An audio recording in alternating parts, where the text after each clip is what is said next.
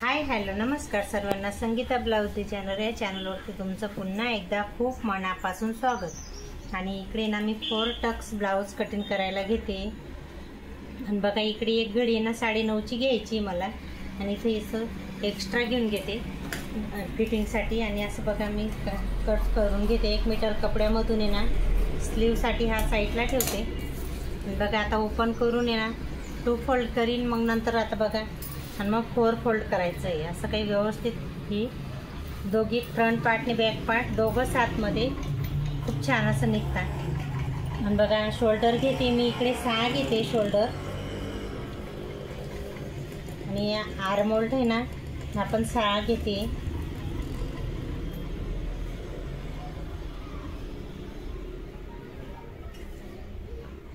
हा 6.5 घेतला आहे, 6 नाही सॉरी। आणि ह्या पुढचा गळा आहे ना हा पण 6.5 घेतला आहे, बघू शकता तुम्ही।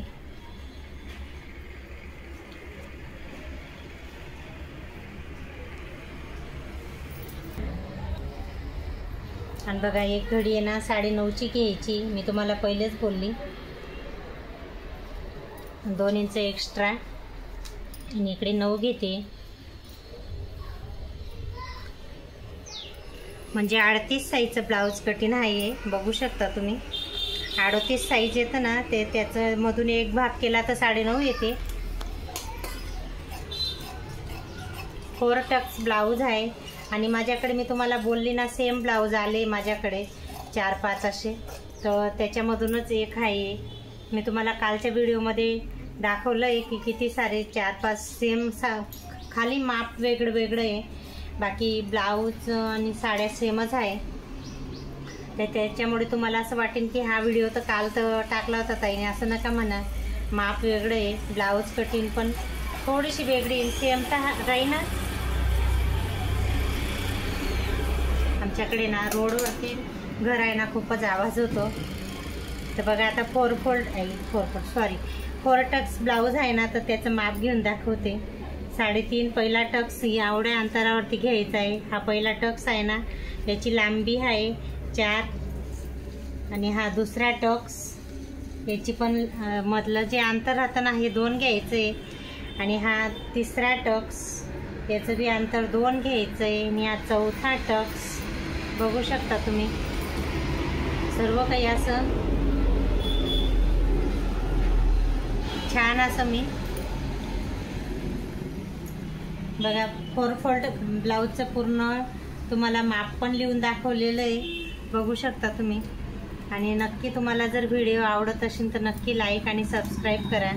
आणि बघा इकडे ना मी मागची पाठ आहे ना 3ची घेते, आणि गोल गळा आहे 2.5, त्याची रुंदी आहे 2.5।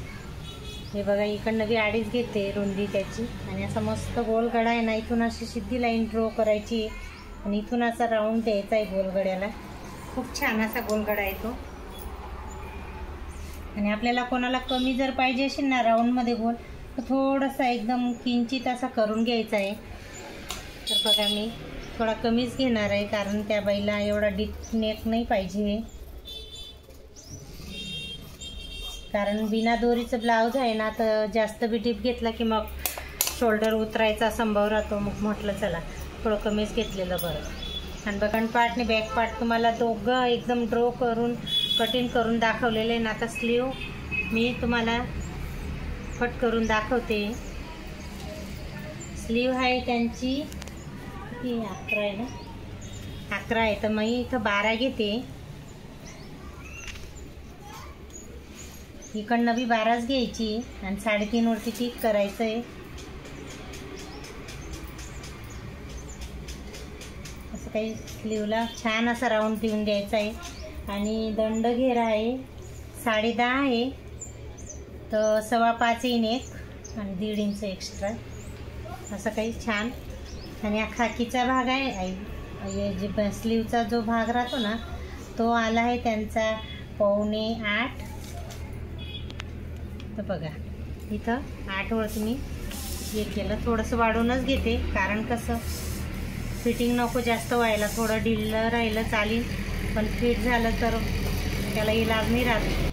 बघा छान असं स्लीव कट करून दाखवली मी तुम्हाला. आणि बॅक पार्ट आहे, फ्रंट पार्ट आहे, बघू शकता तुम्ही. चला तर तुम्हाला आजचा व्हिडिओ कसा वाटला ते नक्की सांगा. लाईक करा, सबस्क्राईब करा. चला तर नेक्स्ट व्हिडिओमध्ये भेटू. बाय.